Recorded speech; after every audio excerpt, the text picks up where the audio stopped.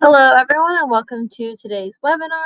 It is June 6th, and today's webinar is Video Outreach for Small Businesses and Nonprofit Organizations, going to be presented by Russ Siegel. My name is Alyssa Atkins, and I am the Training and Development Coordinator for the Native Learning Center, and today I will be your webinar facilitator. Just a quick disclaimer before we get started. This webinar provides a summary of fundamental concepts, requirements, and/or procedures within the allotted 90 minutes. The material discussed does not illustrate all possible scenarios that could be applicable.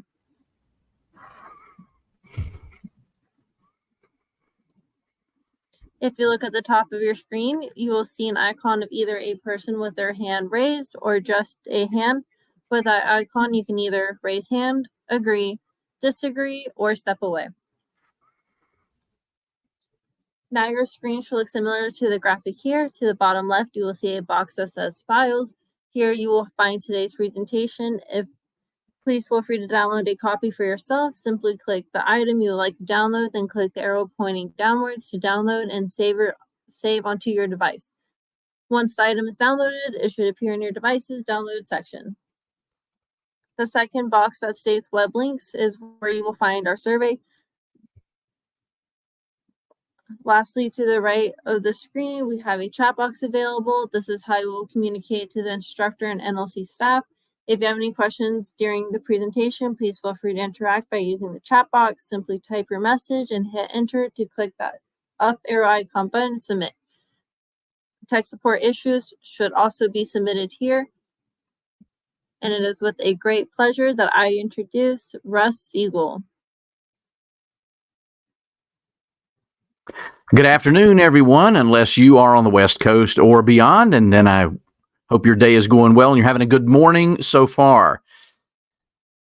Thanks for joining me for this exciting program, but at least it's exciting to me. It's one of my favorite things to talk about because it's something I never, ever thought I would be talking about. This is certainly not what Sequoia Fund does on a daily basis.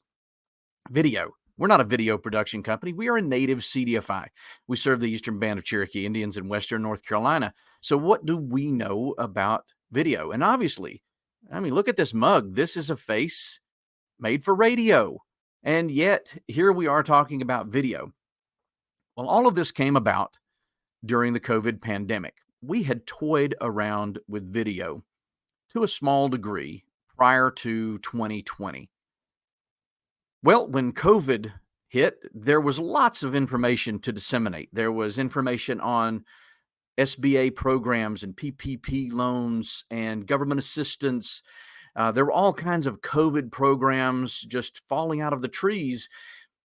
And we tried to get that information to all of our clients, to the entire community, and nothing was working. They weren't listening. They weren't reading. We would send out a 3-sentence email and we would get a reply asking a question that was answered in sentence 1. And we thought, you know what, this is just not working because people are buried under an avalanche of information. So let's make this easy. We started taking the same information that we were typing up and putting into a newsletter, to emails, social media, and we created videos, very simple talking head videos. And I'll talk about what a talking head video is momentarily, but we started putting out these little videos and we found that the absorption rate went sky high. People now, when they had questions, it wasn't about content that we had given them. It was related to the content. And it was, hey, this made me think about something else that I might need. Can you answer this question? Video worked tremendously well, and we started to use it for a lot of different things. In the process, we started working with some of our clients to use video. Years ago, we got a small SBA grant to put in a photo and video studio here in our office. It just takes up part of one of the offices. We have some lights, we have a couple of cameras, we have a teleprompter and some things that we can use to do videos. And we found that our clients loved doing videos. They didn't really love being on camera. So we had to come up with some ways for them to feel comfortable doing that. But they loved the outreach. They loved the fact that people were responding to their videos. Now everybody carries a video camera in their pocket. In fact, if you have a smartphone, the phone is probably your least used app on the phone. You may use the camera a lot more than you actually use the phone.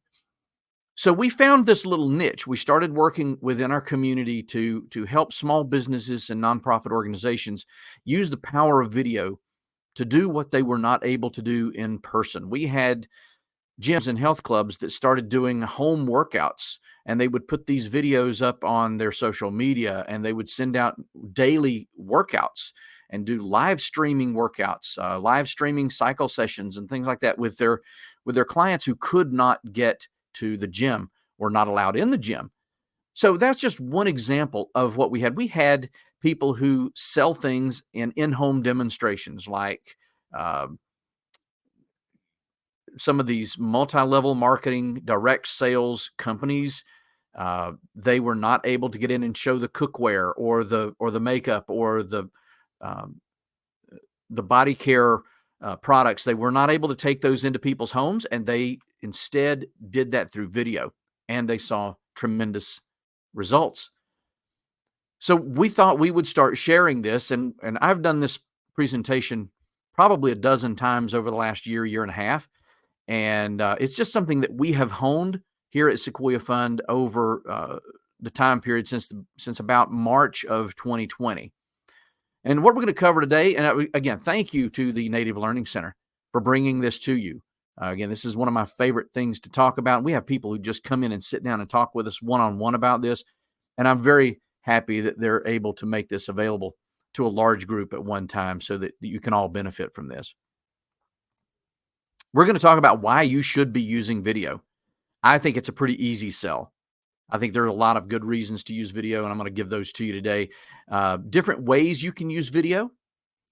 We'll talk about the principles of effective video. I'm going to give you some rules for the road, so to speak. We'll talk about a sample video production format, because with all the things you have to do, let's face it, the last thing you need is one more thing to do. And yet we have come up with a sample format that we think is very simple. It doesn't get too much in the way of the other things you have to do in your daily work.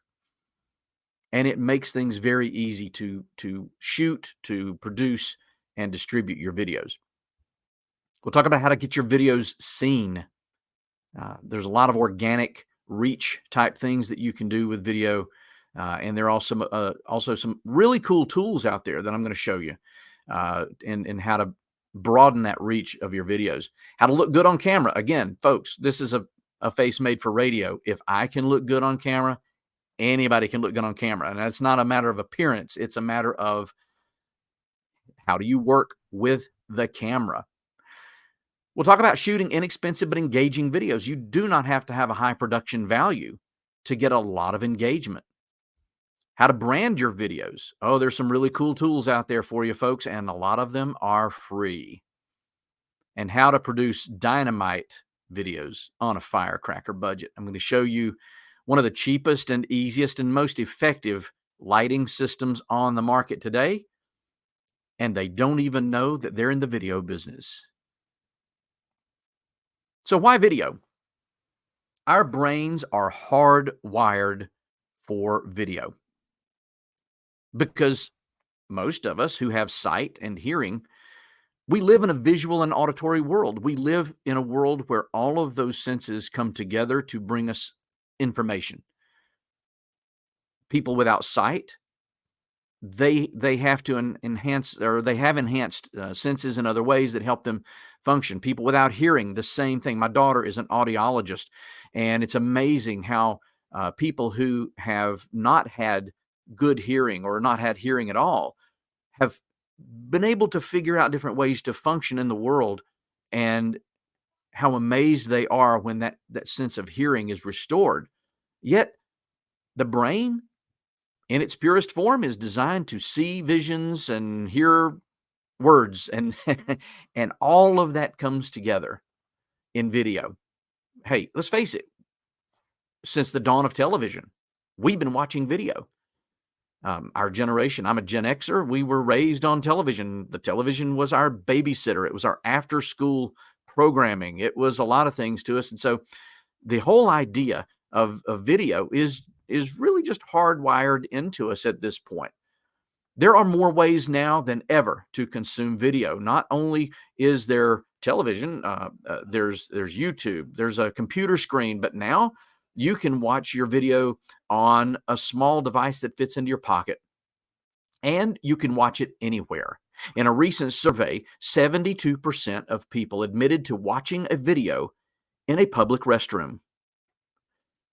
Now, if you're watching video in a public restroom, chances are you don't have the sound on. You may have been in a stall near someone who did have the sound on, but that speaks to the power of video, that we will sit there and read the captions as they come across the video screen, a very small handheld video screen, versus reading that same content in a purely written form.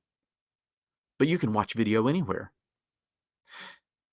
It's great for what are called call to action, CTA, call to action, and sales. If you want to get someone to do something, if you want to get someone to buy something, click something, share something, if you want them to donate, if you want them to volunteer, whatever it is that you want people to do, video is uniquely qualified to get people to do that.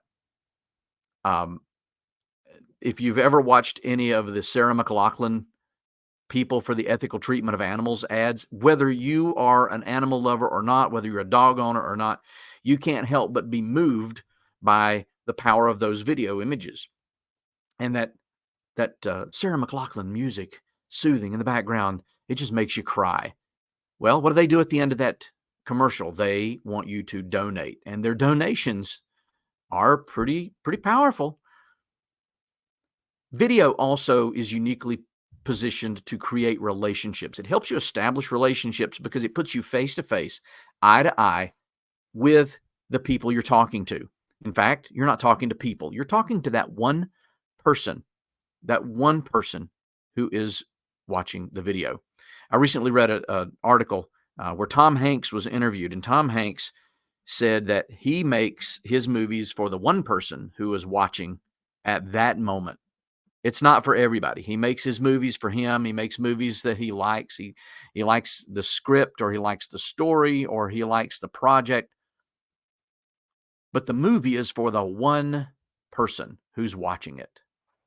And the same goes for your videos. It helps you establish a relationship with that one person. We got to talk about YouTube. If we're talking about video, we have to talk about YouTube. There are other platforms out there. There's Vimeo, there's Wistia, there are tons of other video platforms. In fact, you can use Facebook, you can use Twitter, you can use Instagram. That can be your home base for video. But YouTube is, well, they're just the biggest kid on the block. And if we don't talk about them, well, I'm not really doing my job. Your target audience is already there. YouTube has more eyeballs than television. It has surpassed TV in popularity. It gets 18.3 times the attention of TV ads. In fact, the reason they put those little pop-up ads in the middle of your videos, they know that there's a good chance you're going to watch it. Why? Because they know that the type of video you're watching leads you to watch the type of ad they're going to show you, because their ads are targeted. Yes, if you're sitting at home on a sick day watching Matlock and Murder, She Wrote and old reruns of Dynasty and whatever else is on TV, you're probably going to get a lot of kidney medications. You're going to get a lot of calcium pills. You're going to see ads that are targeted toward the demographic that watch those TV shows. If you're watching sporting programming, you're going to see tennis shoes. You're going to see beer. You're going to see pizza restaurants, Buffalo Wild Wings. You're going to see ads that are targeted toward people who watch that event. But it's even more targeted on YouTube. They know that if you're watching a video of someone who is playing some really cool riffs on a guitar, that you might be a guitar fan. You might want to buy some of their guitar strings. It's that targeted. YouTube actually helps people make purchasing decisions. 68% of people say that they use YouTube to help them make a decision. Not only are they going to go and look up reviews on Google or Bing or some other search engine, they're going to go to YouTube and they're going to watch someone use that product. They're going to listen to the comments they make about that product. Oh, this is really hard to apply, but the results are worth it. If you just stick with it, this works. They're going to listen to all that. YouTube, in fact, is the second largest search engine in the world, and it's owned by the number one search engine in the world. It's owned by Google. Hey, there's got to be something there in terms of being able to find what you need and help you make a decision. It's designed to show and engage, not just show and tell, but to show and engage. If you doubt that YouTube is a social media site, scroll down on some of the videos. There are some videos that I will admit, we just turn the comments off. We turn people's ability to comment off because this video is only good for today. This video is only going to give you information for this week. And we found a lot of that with COVID, that the information we were giving was dated just hours or days after we disseminated it, and we would have to go back and update it. So there was really no reason to have comments on that. We could not physically keep up with the comments, but there are lots of comments and lots of interaction, engagement between people who produce the videos and their viewers and the viewers themselves. YouTube is social. Video is also powerful and inexpensive. YouTube is the most economical way to put videos into the universe. You don't have to pay to host your videos in YouTube. If you host them on your website, you're going to have to continually pay more and more money to increase the storage limits of your website, your blog, whatever it is that you're hosting your videos on. Or you could just put YouTube videos up that don't cost you anything and link to those. You have everything you need. You don't need a large budget. And YouTube is one of the top ways right now to build a brand. Companies are using YouTube in ways that was never envisioned 10 years ago, 15 years ago. The beautiful thing about video, though, is that you can slice it and dice it in a lot of different ways, and it keeps you from reinventing the wheel. You don't have to get up every morning and think about, what am I going to do for blog content? What am I going to do for social media content? What quote am I going to put out on Twitter today? How are we going to engage people today? Well, if you create a good video, you can use it for a lot of different things. There are a lot of different ways to make videos. There's the how-to video.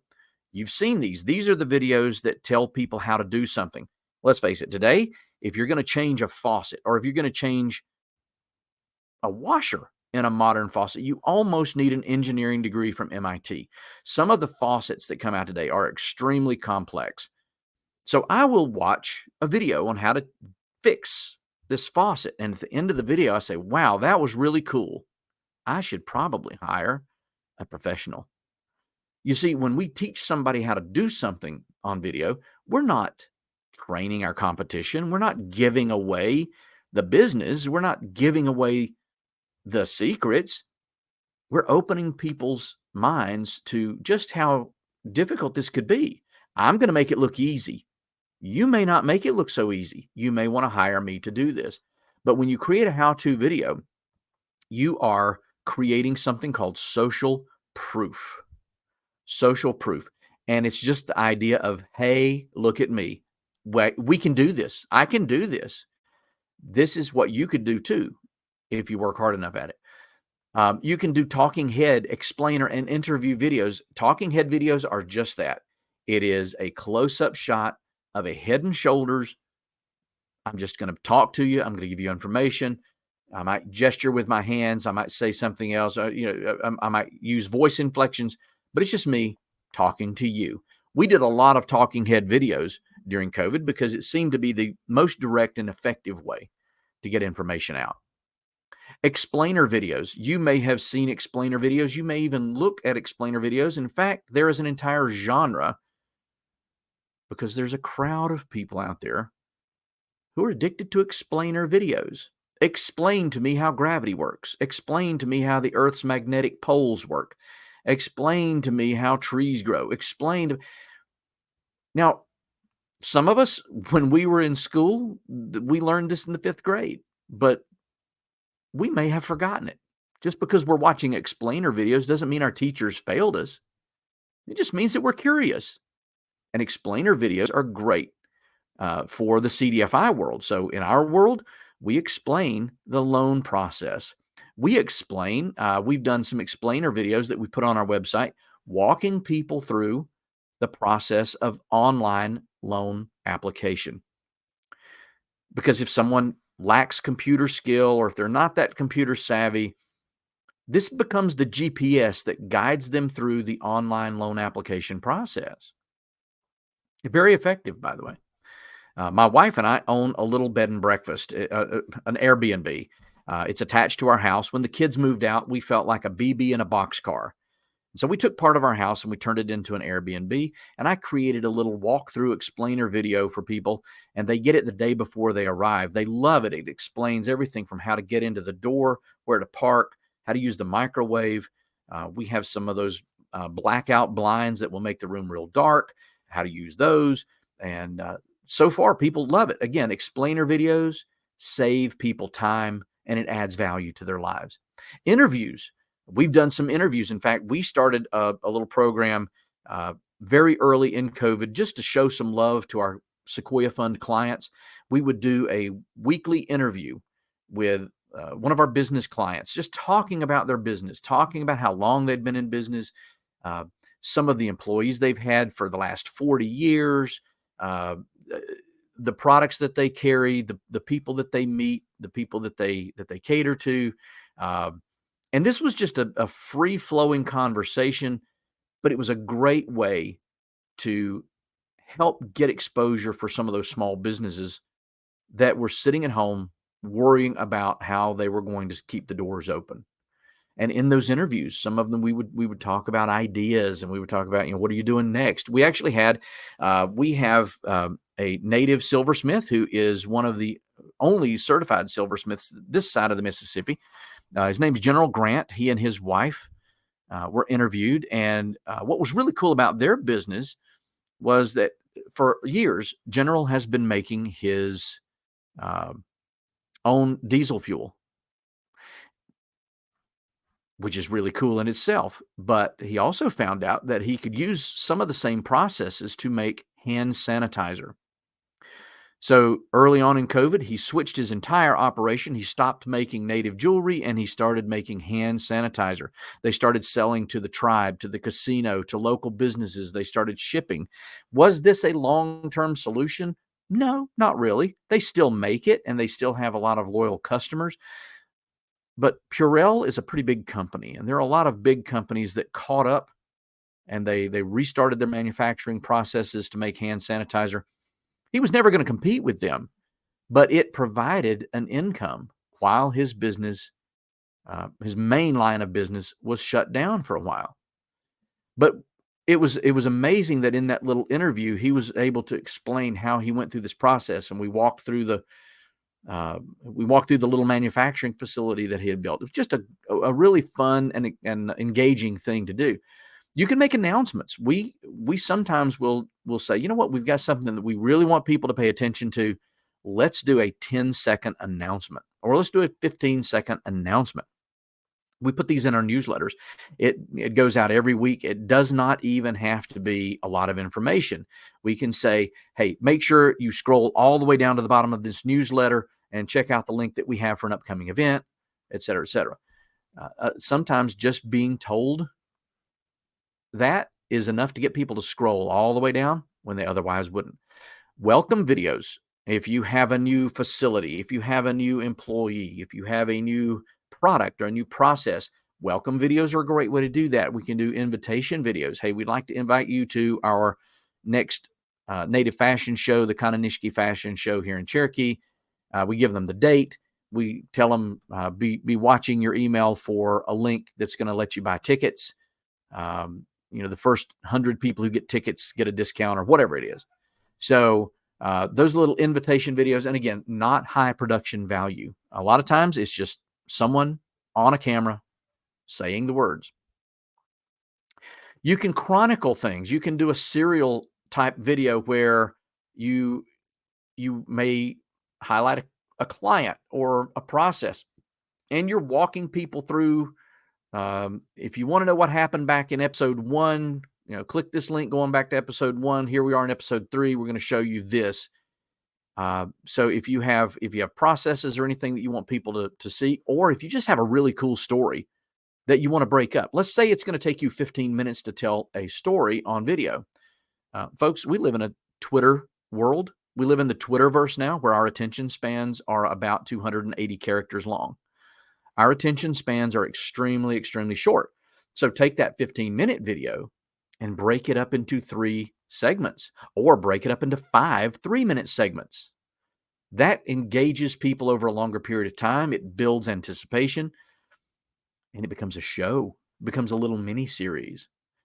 Vlogs or travel logs, these don't even have to be related to your work. A lot of us are, in fact, our office is getting ready to shut down the latter part of June. We are headed to Alaska, to Oista's native capital convening. I'm sure there's going to be a lot of whale watching. There's going to be a lot of stuff going on up there in Juneau, and I see Louise has joined us from Juneau. Glad to see you there, Louise. We're going to be in your neck of the woods at the end of the month, and I'm sure there are going to be people taking videos. Well, that's interesting. Everything we do doesn't have to be related to exactly what Sequoia Fund does. We live in a small community. Everyone knows everyone. Everyone is kin to everyone. We share information. We share our successes and our joys, and vlogging, which is just short for video blog or video web log or something like that, is just a way to chronicle your travels. And if you had a really bad time on a flight and you just want to share with people, here's what happened, here's what could have gone better, and you record that video, again, you're bringing value, you're bringing interest. It's human interest that you're sharing with other people.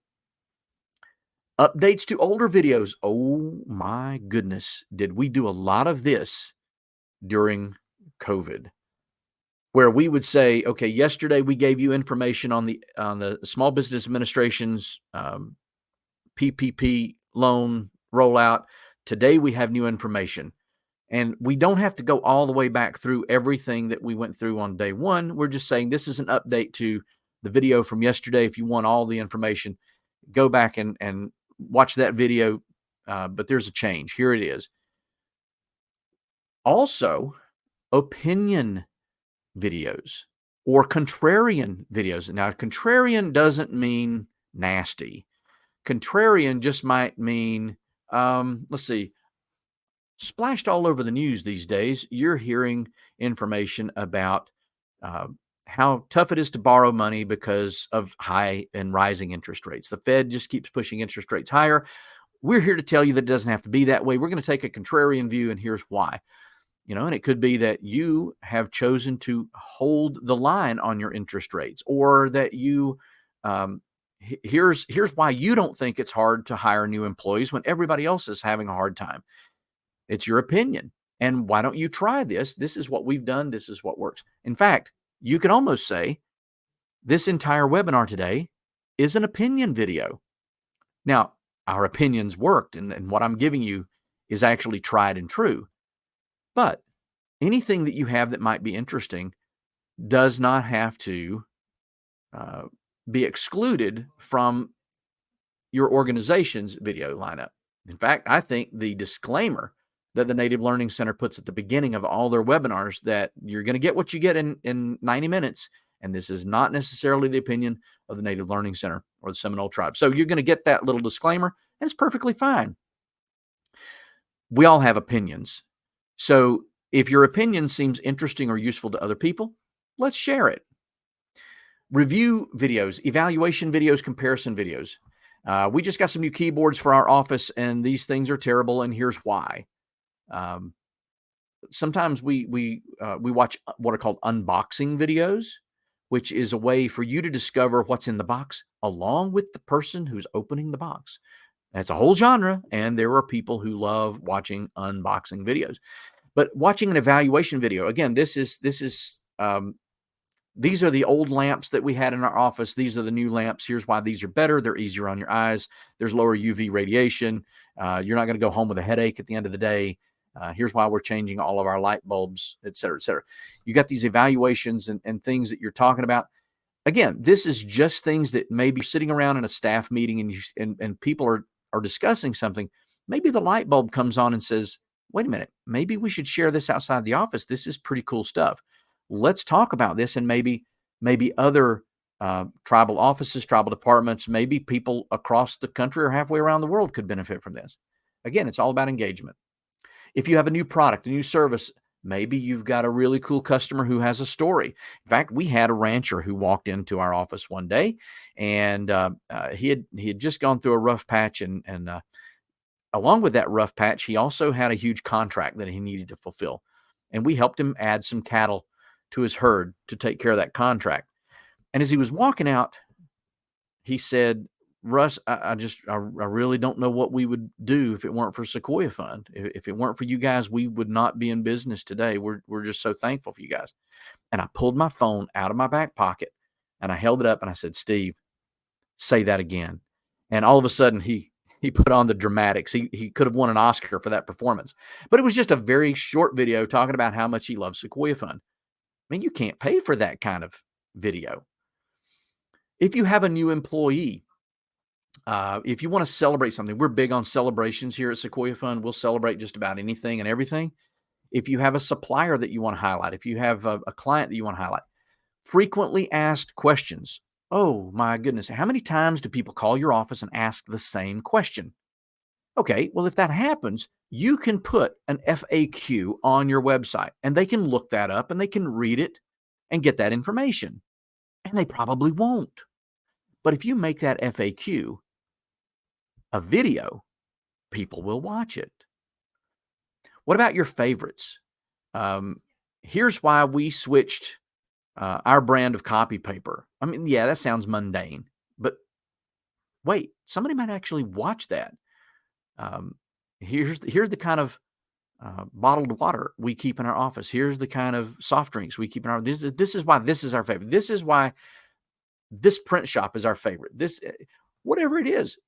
Again, we're talking about things that interest us because chances are they interest other people as well. One of the newer videos that we've not yet done, but I love these videos, is how we work or how I work. Many of these are process-oriented videos. A lot of people put these videos out talking about entrepreneurs, executives, professionals. How do they get work done? And really, I want to see how Taylor Sheridan gets his work done. If you don't know who Taylor Sheridan is, he's the guy who wrote Yellowstone and 1923 and 1883, and he's super productive. I would pay to watch a video of how he gets things done and stays productive. I'm not sure he sleeps, and there may be drugs involved, but whatever they are, they're good drugs because he just cranks out a lot of work. But the how I work or how we work is one of those things that when somebody says, wow, how does your office get so many things done? How do you keep so many balls in the air? How do you get so many projects done with such a small staff? Okay, we can explain that. That would be a really cool video. Live events. We have every year a fashion show. We have an art market. Occasionally we'll have other live events. Sometimes we'll have, back before COVID, we used to have an annual youth entrepreneurship camp. Any kind of live event, we would get photo and video releases from everybody who bought tickets, everybody who showed up, and we're going to celebrate that with some videos, and we're going to do snippets of videos letting the world see how much fun people were having at the live event. Now, webinar capture. This is what we're doing right now. OSTA's capturing this video for future playback, or maybe she just wants to laugh about my Southern Appalachian accent. Either way, I'm okay with it. But webinars, we actually do a series of webinars every Wednesday from noon to 1:15 Eastern. It's called Webinar Wednesday, and it's on a small business topic. It's just a nugget of information for small businesses. We do not make those on demand, but we have another series for business owners that is a little more high level on hiring, goal setting, customer service, those types of things. We do record those, and then we turn those into on-demand webinars, on-demand videos. Screen capture, I'm going to give you the tool that you can use for that, but screen capture is one of the things that we do. Again, when we show people how to use our online systems, how to fill out this online form, how to fill out this online application. We can do that, and nobody has to be on camera to do that. In fact, we've used that screen capture to create our credit builder online course and the ADELA course. ADELA in Cherokee is money, and we've created an ADELA course for how to buy a car for our auto buyers course. We did all that with screen capture. Nobody had to be on screen for those, but very effective. But again, don't reinvent the wheel. Take these videos that you're creating and turn them into blog posts, speeches, articles. Take a speech and turn it into a video. Take a blog post and turn it into a video. You can create podcast interviews. In fact, I've talked with a lot of folks these days who are dabbling in podcasting. And if you're going to do podcasting, you may as well video it. There are people who will listen to a podcast on their commute to work or while they're doing dishes after dinner or whatever. But there are also a lot of people who will just watch your podcast. Training courses. Again, this is what we do. We've done a lot of video training courses in a lot of different ways. One of our programs that we have is called Tactics, TACTIX. And in that digital marketing course that we have, there are a lot of videos in that training course. Social posts and commentary. Again, when you're just needing to get somebody's attention, when you want to do something different, yes, you can post a picture, a meme, a quote, something every day.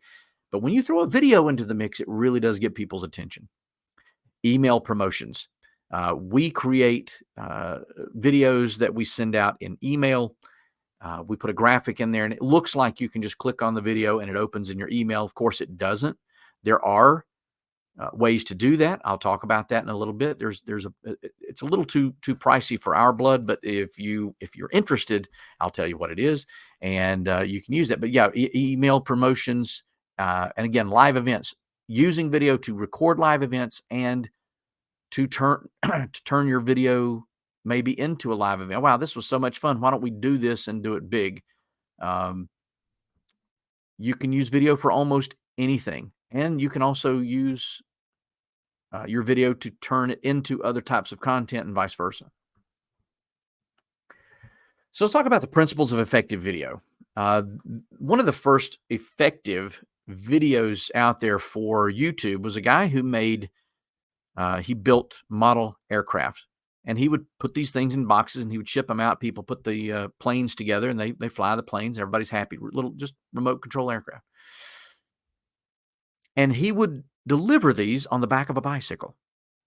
And he would put the information into chat rooms and message boards and things like that. Tells you how far back he was doing this.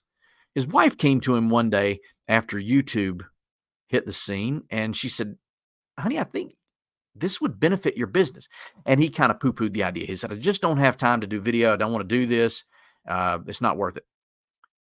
So one day, while he was assembling one of the airplanes, she videoed him.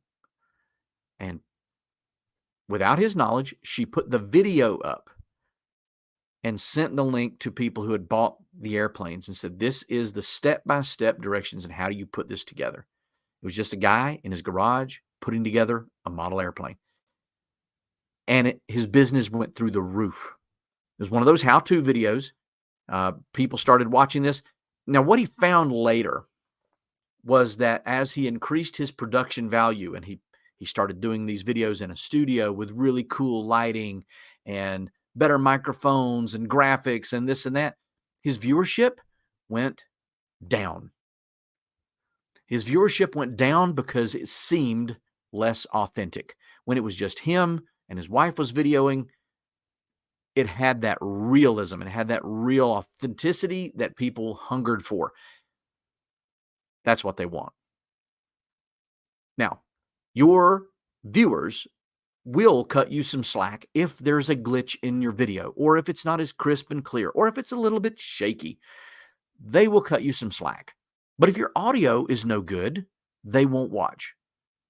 There are plug-in microphones that you can use even for an iPhone or an Android. In fact, the microphones on those newer model mobile phones are getting so good. They're getting so good. I've seen people who actually will sit in their car, in their garage, and mount their phone on the dashboard, and they will do a video directly into their phone in their car. Because your car, believe it or not, is a wonderful sound booth. It makes the sound resonate. It's built for your stereo. It's built for sound. So yeah, you could try that. One of the things that we want to make sure people are doing are creating what's called evergreen content. So if I have a video that I'm shooting the day after the Super Bowl, as tempted as I may be, I don't want to mention the Super Bowl. I don't want to talk about, oh, what a great game that was last night. Did your team win? I don't because now it dates the video. Yes, people can see the date that it was posted. Most people won't pay any attention to it if it is good content. The thing about evergreen content is that it is timeless. And if it needs to be updated, you can update it, but don't replace it. Don't replace it. You can go into that video and you can post something new underneath it that says, this video has been updated. Please click this link to see the new video. Because on your channel, especially on YouTube, when your video is up, it creates a gravitational force and it helps your viewership and it makes your video get seen by more people. If you take that video down, it actually throws that algorithm for a backflip and it makes fewer people see your newest videos. So evergreen content just means don't date yourself. Don't put information out there that makes the rest of what you say seem or feel irrelevant. You need to use a relevant thumbnail and title. And I'm not going to go too deep into this because there are great videos out there on how to create thumbnails and video titles. YouTube actually has some great tools to help you pick the best title for your video. I'll show you what some of those tools are here in a few minutes. You can subscribe to those, and then YouTube will actually do most of the work for you. But it's still up to you to create a thumbnail. That thumbnail is what people see, and it's what hooks them. It's what gets them excited about watching the rest of the video. And again, there are a lot of good videos out there, so you can watch those. Try to do everything in one take. Okay, you're not Steven Spielberg, neither am I. And if you try to do things in one take, it flows better, it seems more seamless, and it feels more authentic. It feels more like, hey, we're just having a conversation. This was off the cuff. It might be the 30th time you've said this into the camera, but it just feels like it's a conversation. Now, you do need good lighting. I'm going to talk to you about lighting. There are ways to light yourself that make you look like a zombie. There are ways to light yourself that make you look better on camera. And what we know is that you either look like a zombie or you look great. There is no in between. So I'm going to give you some tips on how to look great using your face, using your hands, using the lighting, so that you don't look like a zombie. Because again, there is no in between. You're fantastic or you're a zombie. You need to script what you're going to say. And yes, we want it to look like it's off the cuff. Write the script the same way you talk. Don't try to be anybody else. Don't try to seem like anybody else. Write the way you talk, but it does need to be scripted. It's going to save you a lot of headaches if you have a script. Practice looking into the camera. Zoom has been great for this. And I know a lot of people, even after all this time of doing Zoom, will still look right at the center of the screen to talk to people. Well, practice when you talk on a Zoom call or on another web-based video call. Look at the camera. Practice looking into the camera. In fact, you can use your own phone to practice making videos when no one else is around and there's not a chance of anybody else ever seeing the video. Make some videos of yourself. Practice looking into the camera, watch the video, and watch where your eyes wander, because they will. You can actually make your eyes look intentional, like you're looking off to the side to think about something. Or, okay, so this idea just came to me and I'm going to tell you about it. That's intentional. But you want to practice that. But whatever you do, be you. As Yogi Berra once said, be you, everybody else is taken.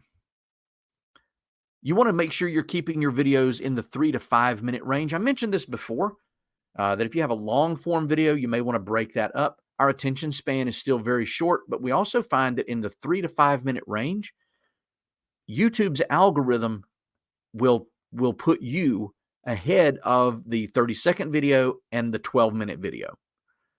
It bumps you up just because you are more watchable. Remember, you don't have to tell everything you know. You don't have to include all information. In fact, you may want to give just enough information to get people to call your office. You may want to give them just enough information to wonder what's next, to leave them wanting more. Here is our sample format for video production. Let's look at the left side first. You need a good hook or headline, something that tells people exactly what they're going to watch and gets their attention. If I am looking for a video on how to get ChatGPT to write a letter of support for a grant, I want my video to say how to get ChatGPT to write your letter of support for a grant. I guess you can see this is not rocket science, right? But if I want a video, if I'm looking for a video on some financial formulas in Excel, how to create financial formulas in Excel, again, we don't want to bury that in the middle of here's how to use Excel video. We want this to be a very quick 2-minute video on how to create formulas for very specific financial information. Your video also needs to include some branding. Again, I'm going to give you some free options for how to do that, but people need to see your logo. People need to see the same color scheme. They need to understand that they're watching an authentic video, that this is not a knockoff. This is the real deal. This is you. And it's good, reliable information every time. You're also going to put that branding in your thumbnail so that people can see right off the bat who exactly they're looking for. It needs to have an introduction. Now, cooking videos, folks, are the absolute worst. If anybody out there listening does cooking videos, well, I don't even know you, but shame on you, because cooking videos, I just want the recipe. I just want the recipe. I just want to see how long it takes before this boils and how long to boil it before I pour it up. Don't give me your life story. I don't want to hear about how long it took your grandmother to clean the coal stove that she used to make this the first time she made this for the family. And while that's interesting, I'm not there to see that. So the introduction and the body content needs to be quick. It needs to be very precise. It needs to be specific. Hit it fast and move on with it. And if you've ever tried to watch a cooking video, you know, don't you? Yeah, you know. It needs to have a call to action. There needs to be something in your video that has people click the link down below. Click on our website for more information. Click here to share this with other people. Come by our office tomorrow before noon. Whatever it is, there needs to be some sort of call to action. And then what we call an end card. Again, there are lots of good videos on YouTube on how to create an end card. But the end card is a lot like the last slide you're going to see in today's webinar. It's the card with all the information on how to get in touch with me, so that when that video ends and I pause it, I can get your phone number. I can get your email. I know exactly how to connect with you on social media, whatever it is. That end card is kind of like the last hurrah. Here I am. This is how to connect with us. You also want to create something called a content calendar. A content calendar will help you plan your videos so that you're not just, oh, darn, I'm supposed to make a video today. I'm supposed to make a video this week. I don't know what to do. This is a format that we try to stick to. Now, we're closed on Fridays, but I'm the one who does most of the videos, so I'm the one who does most of the shooting. And I actually have a little studio in my home now, thanks to COVID, where I can do this. But on Tuesdays, we write the scripts. Then that script could be a one paragraph script. It could be a 3-sentence script. It could be a 3-page script. Whatever it is, we're gonna do the scripting on Tuesdays because that seems to be a light day in the office. We're gonna shoot the video on a single Friday, and then we're gonna set some of our videos to release. And we've not done this in a while, but for a while our videos were coming out. We were sending out those videos every week in our Monday newsletter. So we're probably going to get back to that now that we're in summer and people their schedule's a little bit off, with people traveling and so forth. But we're gonna set those videos to release on Mondays. Now you can do this any way you want to. You can script on Thursdays, you can shoot on Mondays, and you can release them on Wednesdays. It really doesn't matter how you do this, but you're going to pick times that work for you and your schedule, and you're going to stick to it. That way you're not trying to run around shooting videos on the fly, just writing scripts off the cuff. You've got some time to think about it. This does not mean that you can't occasionally slide an extra video in somewhere. There might be something that comes up and you need to shoot a quick video and put it out into the world. Great. No law against that. But this is going to help you preserve your time and preserve your sanity as you start to make some videos. So extra kudos for anybody who can go into the chat and tell me what this screenshot is from. If you know the episode or if you know the product, go for it. This is a TV classic that's been around since the 1950s. But this is a great example of how to look good on camera, because video is indeed visual. We want to make sure that we're paying attention to our presence, our posture, and our preparedness. Anybody know? If you remember the I Love Lucy show, this is Lucy shooting a commercial for Vita Mita Vegemin. She didn't realize that it was full of alcohol. And so every time she took a spoonful, it got her closer to getting drunk. And by the end of the shoot, she was slurring her words. She couldn't even speak straight. And it was one of those TV classic moments that was hilarious. But look at the facial expression that she's using there. This is one of those things that actors do, that they're able to engage us with their face. So how are we going to look good on camera? Okay, so over here you see Zach Brandt wearing his shirt that looks exactly like the wallpaper. Probably not a good idea for shooting videos, but we need to make sure we have a shooting plan.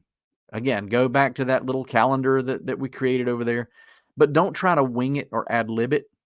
When you ad lib, things are going to come out of your mouth that are going to frustrate you. They're not going to sound right on camera. Make sure you do know what you're going to say and write it down, how you want to shoot it, where you want to be standing when you shoot.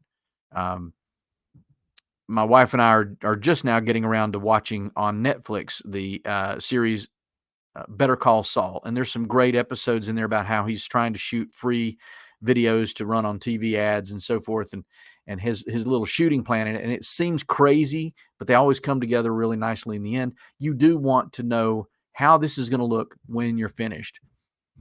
Now, this is going to sound nutty, but watch what you eat and drink. Caffeine and sugar are going to make you jittery. It's going to make you slur your words. It's going to make your eyeballs dance. It's going to make you look funny on camera. Avoid dairy, because dairy creates phlegm, and you don't want to be making what my wife calls old man noises on camera.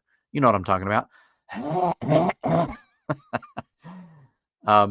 So yeah, avoid dairy in about the 3 hours prior to shooting a video.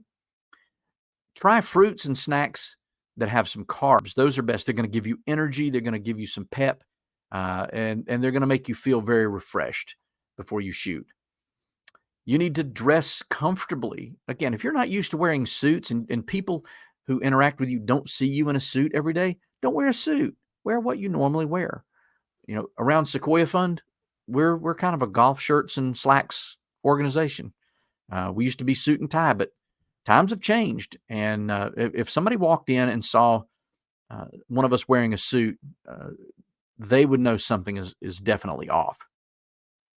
Make sure that you're wearing solid colors.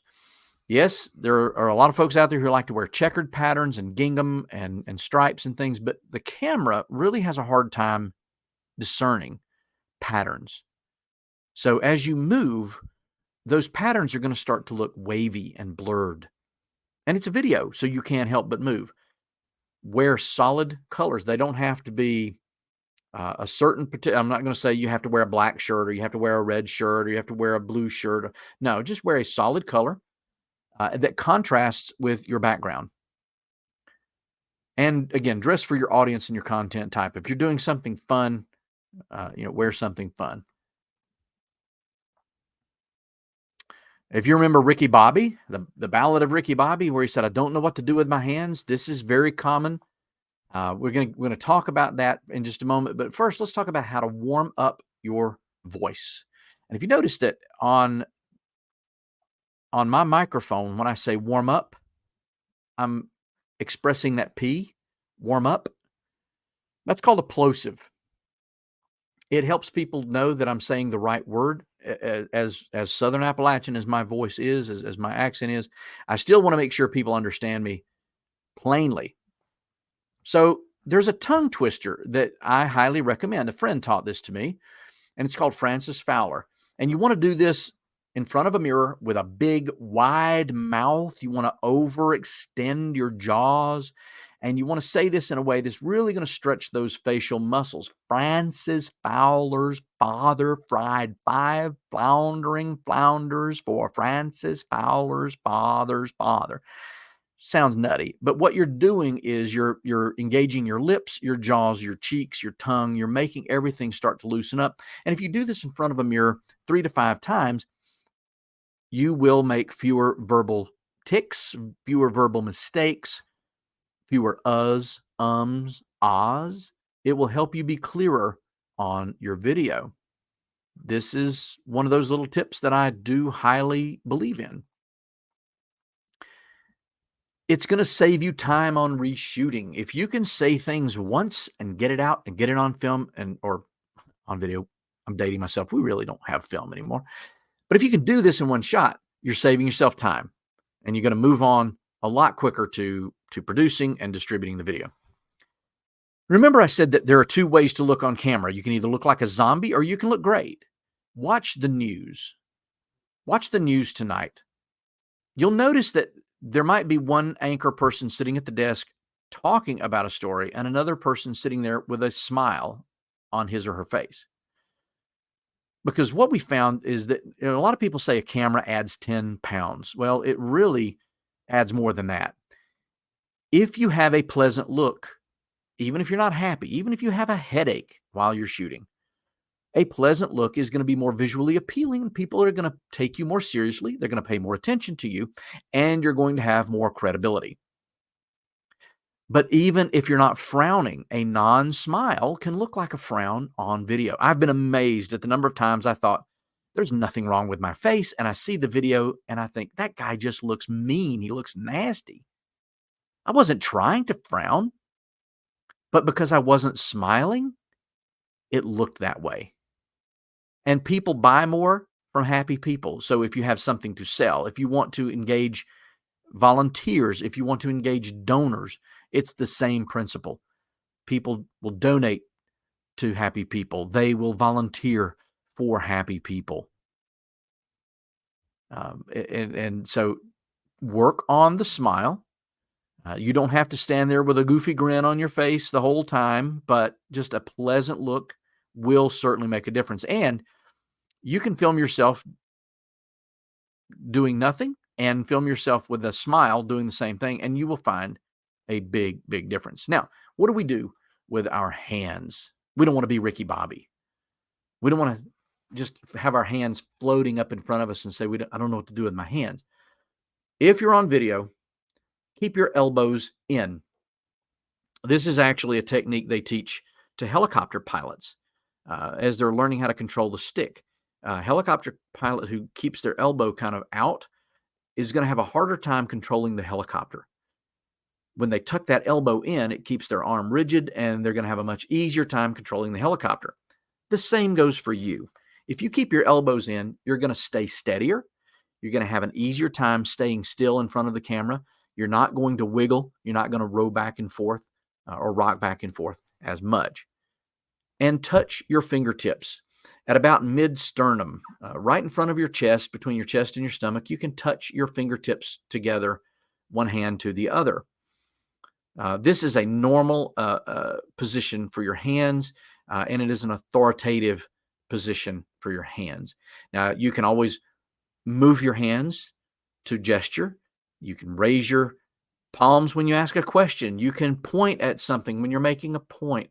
You can put a fist into your palm when you're making a point, but you can always bring them back to what we would call home base. Putting your fingertips together is home base.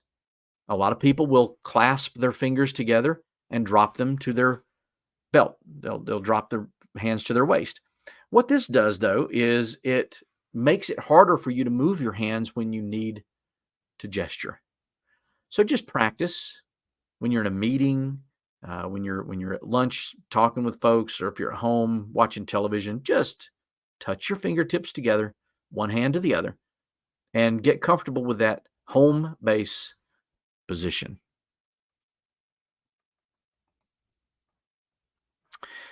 Practice looking at the camera. Now, one of the things that happened at Sequoia Fund years and years ago, we had an employee who embezzled from us, and the news media showed up. The guy shows up with a cameraman and a microphone and a light, and he walks into our office and he sticks that right in my face.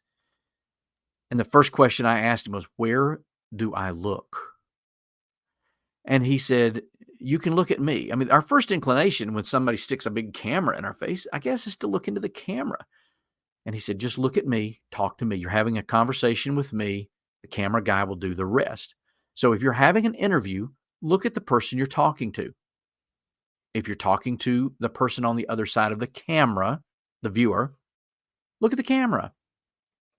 You also might find it easier to shoot in bursts and piece things together in editing. Again, you not only have a camera today, but you have a full editing suite right there on your phone. Don't know how to use it? Hey, there are about 6 million YouTube videos for that. But if you shoot things in bursts, then you're going to feel more natural. You're going to feel less stressed. And here's what I recommend. Take your script, lay it at your feet in front of you. Look at the first sentence or two. Look up at the camera, say the first sentence or two. Stop, pause, look down, look at the next couple of sentences, look up, pause. You don't want to start talking as soon as you lift your head, because it's always going to look like you're saying yes as you're talking. Anytime you look at the camera, you just want to pause and then start talking. Give yourself a beat. That way your head's not bobbing on the video as you piece it together. But that's a good way to not have to try to memorize everything. You can bullet point your talking points. Now, I've written teleprompter this way because teleprompter is a brand name, but you can buy a teleprompter or something that resembles a teleprompter. It does exactly the same thing. You can buy one of those on Amazon for less than $300. Yes, if you wanted to spend $5,000, you could. But teleprompters today are getting very, very affordable, and you can use it with your computer. You can use it with your laptop. I mean, you can use it with your tablet. You can put a teleprompter app on your tablet, lay it down on the teleprompter, hit the button, and it will read the words to you, or you read the words right off the screen. You put your camera behind it. It's a thing of beauty. Very easy to use. But again, it depends on how much you want to involve equipment and other things like that. Now, what do you do about bloopers? Bloopers are hilarious, unless you're the one making them, and then it's exasperating sometimes. If you mess up, finish the sentence. Just keep talking. The one thing that I see people do on video is they'll flub their words. They will mispronounce something, or they'll get tongue tied and they'll go, I can't believe I just did that. They'll put their hands to their head, or they'll grit their teeth and squint their eyes, and I just can't believe I did that. They'll ball up their fists and they get mad at themselves. What that does is it creates tension for the next time you try to shoot that line. We all make mistakes, and this is not the Oscars. This is not going to go down in posterity as an Oscar-winning performance. If you mess up, keep rolling, go back and redo the part of the sentence you messed up, or redo the whole sentence. But if you let yourself get flustered, it will make you look different on camera. You can always start again from the last sentence, but don't dwell on your mistakes. If you, and the word there is edit, not dead it. I don't know what dead it is. I don't know why I put the extra D in there, but here's a helpful little hint. If you are shooting a video and you have to stop and reshoot something, wave your hands like you're flagging down a rescue boat, right? Just wave your hands, or you can clap. What this does is, as you're editing the video, you're going to see, hey, my hands are moving. This is a point where I have to go back a little bit before that, and I'm going to edit something out. I'm going to edit a mistake out.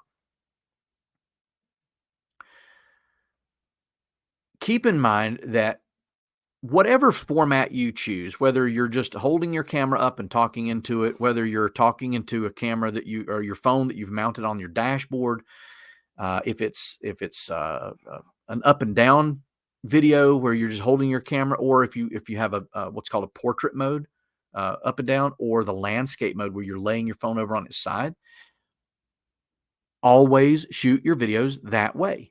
Don't change. Consistency creates trust. It creates familiarity. This is why fast food restaurants put their restaurants at busy intersections on interstate highways, because you're driving down the road. You may not love McDonald's. It's fuel, not really food. So you're going to see those golden arches. You're going to pull over because you know exactly what you're going to get. You don't have to drive around town asking for recommendations. Be consistent in however you shoot your video. Establish a rhythm. Put your videos out the same day or days every week. If you put out a video on Monday and Thursday, make sure it goes out Monday and Thursday. Our newsletter only goes out on Mondays, but if it doesn't go out on a Monday, people notice. We get comments all the time. Thank you for putting this newsletter out. This is the one thing every week that I get in my email that I actually read. Establish that rhythm, and you start to establish a gravitational pull toward you. Your format is just the skeleton or the checklist, but you need to follow it every single time. You can change it, but not radically. Create a nice form so that you can plug in content. It saves you time, and you can rely on it every single time. Also, your viewers can rely on it every single time. They know exactly how your content is going to flow every time they watch a video. And they're not going to get frustrated halfway through and say, this is not really what I thought it was going to be. Why are they doing this differently? Your videos do not have to be expensive. You can do a home or office video kit really, really cheaply. In fact, for less than $40, you can have a lighting set. Up in the top right, for $12.98 at Home Depot or Lowe's, you can get a clamp shop light. That's it. $13. You need 3 of them. You need one to face you almost directly head on. You need one off to the side at a 45-degree angle, and you need one directly above your head. Now, the one thing I didn't put in here was the light bulbs. These clamp lights don't come with light bulbs, but you can pick them up at any Home Depot, Lowe's, Ace Hardware, or anywhere else that sells home goods, home supplies. This is what we used for a long, long time This is what I still use at home.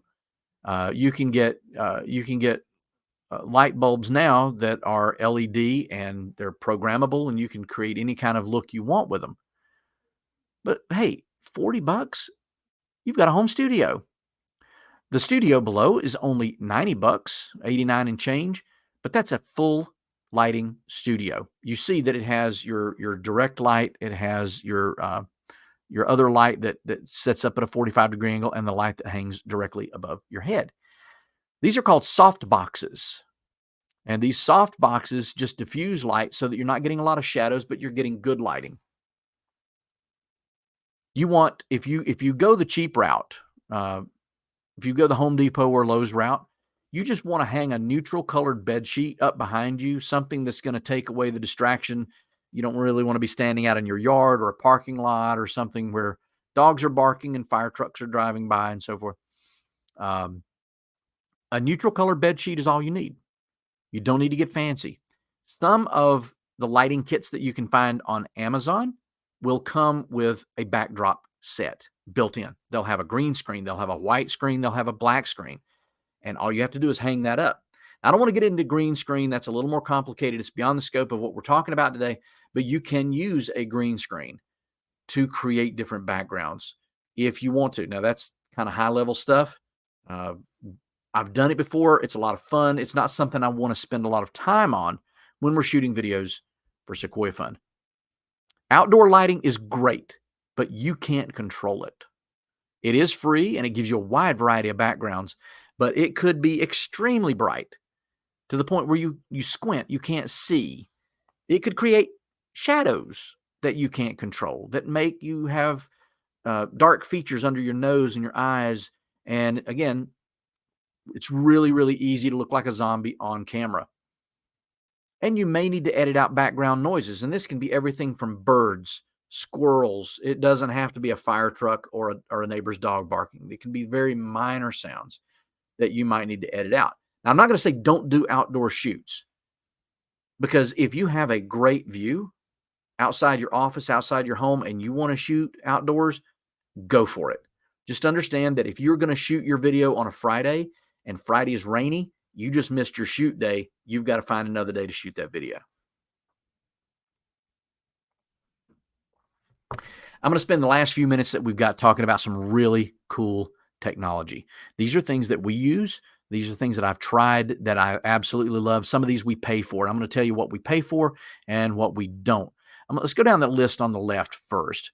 Zoom, I think, is something that most everybody is familiar with. We're using Adobe here today, but Zoom is the go-to for most organizations for video conferencing, for webinars, for online meetings.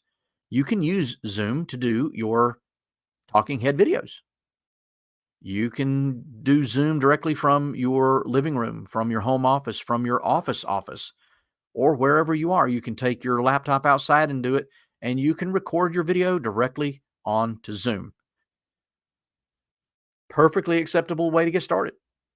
Just keep in mind that you have two choices. You can either record your video onto your laptop or your computer, or you can record it into the cloud. As you start to accumulate cloud videos, it might get a little bit more expensive. But Zoom also is a little bit more difficult, I think, to manipulate, because it puts your name down at the bottom. There's some other things in there that you might want to edit out. And you can do that. It's just going to take an extra step or two, but not a bad way to start. iMovie, if you have an iPhone, if you have a Mac, if you have an iPad, iMovie is built into it's what's called native software. It's native to the platform. It's built in, and a lot of times you just can't get rid of it. And why would you want to? Because iMovie is fantastic. It's easy to use. If I can use it, anyone can. But it helps you clip those videos and put in titles and other things that you can use to highlight certain things. You can put in your logo and all kinds of great things with iMovie, and you can do it right from your phone. Windows Movie Maker is another one that I use. They have stopped putting Windows Movie Maker in Windows 11. So if you have a newer computer, Windows Movie Maker is not built in. In fact, I think they started taking it out of the later versions of Windows 10.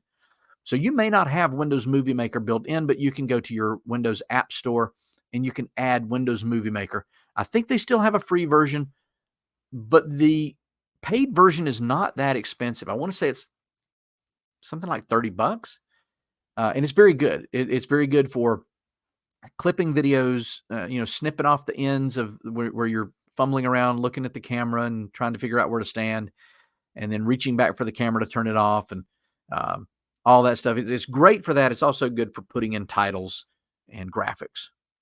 WeMovie, if you want something that's online, we use WeMovie. It's very versatile. WeMovie is great if you're using a lot of different computers or if a lot of different people are working on it, because you just load your video into WeMovie in the cloud and anybody can log in and work on it.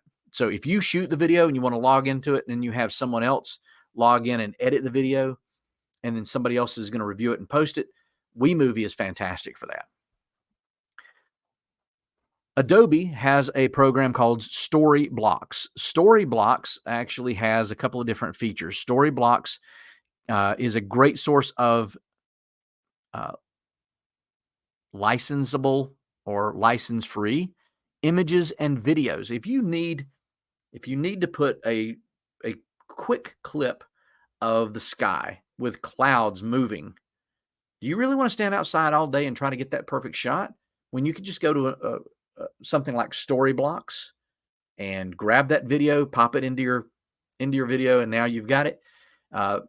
You don't want to be grabbing music off the internet. There are all kinds of licensing issues with that. The artists will come after you. But if you buy a subscription to Storyblocks, and I think the most expensive subscription is something like $600 a year. I pay for the one that's about $180 a year. But you can grab music clips that fit with the video you're doing. You can use it for intros, outros, background music, and it's all perfectly legal for you to use that because you're paying for the subscription. Now, I said before that YouTube actually has some built-in tools to help you come up with the perfect title, to come up with the perfect way to position your videos. I wholeheartedly recommend subscribing to, and I think TubeBuddy has a 30-day free trial, but grab TubeBuddy. Do that 30-day trial. TubeBuddy will take your video. It will show you graphics on the right-hand side of your screen, what it likes about your video, what it doesn't like about your video. Maybe your screen is too dark. Maybe your resolution isn't great. Maybe your sound isn't where it needs to be, but it will watch your video in real time for you, and it will give you feedback on what you need to do to improve your videos. This is like having a tutor built right into your video platform. It will tell you, based on your title, here's how many people we think will view this title and actually click on the video. Here's you're going to get a 39% click through. You're going to get a 4% click. It will give you statistics on your video that help you get better and better.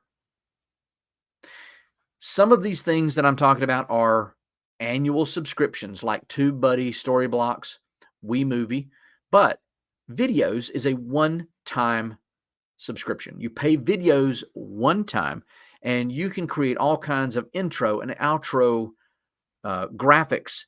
You can create graphics that look very much like a well-produced TV show. Not going to lie, they're already built in. They're baked in. All you have to do is go in. You can change the color scheme.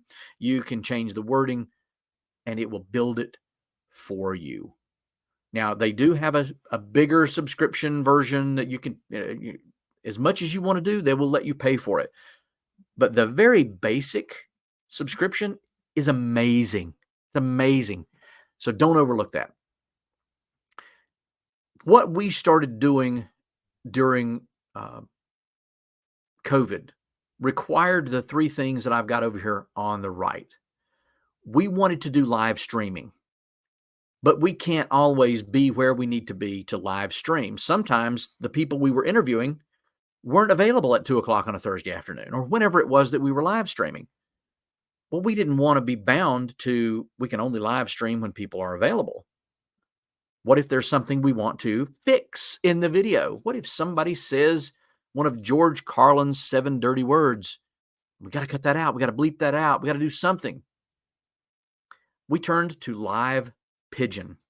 Live Pigeon is a platform where you can take your video, you can upload it to Live Pigeon, link it to the platforms, whether it's Facebook Live, YouTube, Instagram, Twitter, wherever you want to send it, schedule it, and it will play it as if it were a live stream. Yes, you can do what are called video premieres on both YouTube and Facebook. And YouTube and Facebook look at those as just exactly that. They are video premieres. You have recorded this video. You're now playing that video. And it's going to affect how many people see that video. Live streams get a lot more views. The platforms and the algorithms love live streaming. Live Pigeon actually plays your video live in real time. So those platforms think they are indeed live streamed. And you will see your engagement go through the roof. You can A/B test this. You can play a video, see how many people watch it. Put it on Live Pigeon, play it, and see how many people watch it. The difference is phenomenal.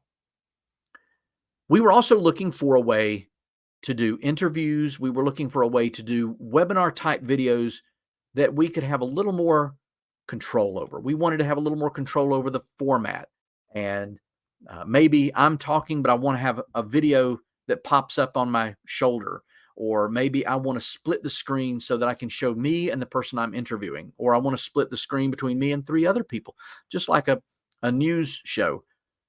StreamYard gives you that ability. And StreamYard is one of the most incredibly easy pieces of technology I have ever used. In fact, we not only use this at Sequoia Fund, but our church now subscribes to this, and we do a weekly live stream of our Sunday worship service on StreamYard. Again, very, very easy to use. It gives you a lot of flexibility. You can put up videos, you can put up video overlays, you can put up commercials. In fact, we use Biteable, which is the last thing on that list. Biteable is a platform. It costs us $300 a year. You certainly don't need this. This is just a little nice to have, but Biteable gives us the ability to go in and create short promotional videos. And then we can use those as commercials in our live streams. We can use those as things that you can see on our site. In fact, if you go to sequoiafund.org, you look at our lending page, you look at some other pages, some of the videos you're going to see on there were created by Biteable, and not one of those videos took more than about 15 minutes to create. It gives you the ability to do something completely different, really cool, stands out, and is completely royalty free. You don't have to pay anybody anything to use the images, the videos, the overlays, anything that they have in Biteable. Once you've got the subscription, you can do it. This is just a way for you to do video where you don't have to be on video. These are fantastic toys that I love playing with, but they're extremely valuable tools that will help you make video production easier.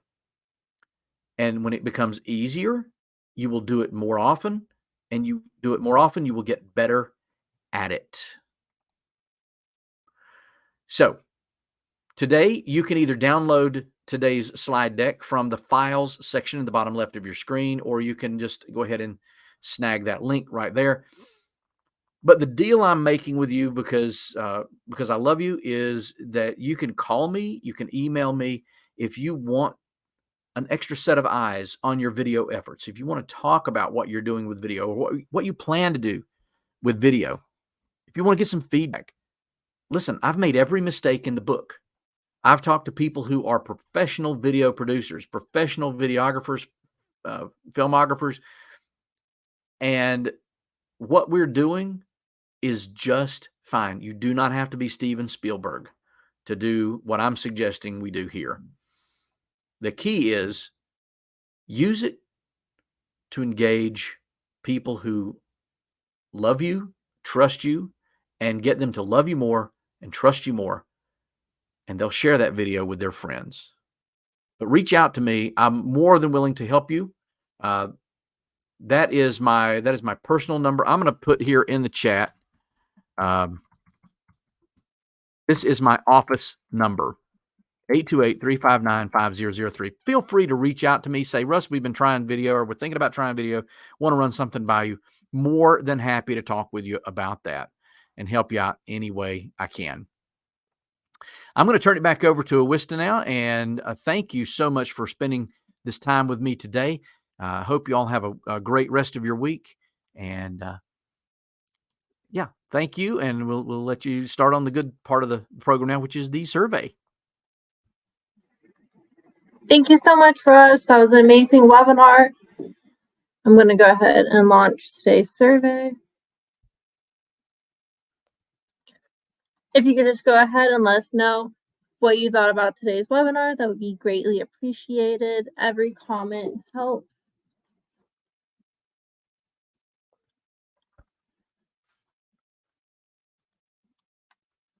Our next webinar is going to be June 13th. It is going to be Home Maintenance and Repair, Selecting a Professional, presented by Marie Bonville, Home Ownership Training Technical Assistant Specialist of Sunlight Armor and Homes. As always, registration is free. It will be at 2 p.m. Eastern, 1 p.m. Central, 12 p.m. Mountain, and 11 a.m. Pacific. Feel free to access this and any other recorded webinars online on our website at www.nativelearningcenter.com. We have a Cathedral Webinars tab and a recorded webinar section. You can click on any one of the webinars that we have done for the past 18 months. Feel free to view them and share them with your friends and colleagues.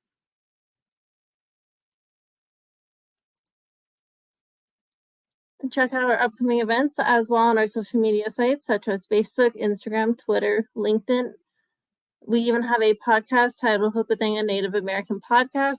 You can find that on Simplecast, Google Podcasts, Spotify, and Apple Podcasts.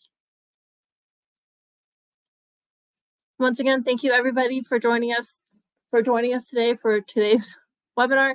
Thank you very much, Russ. We greatly appreciate it, and I hope everybody has a wonderful day. Thank you.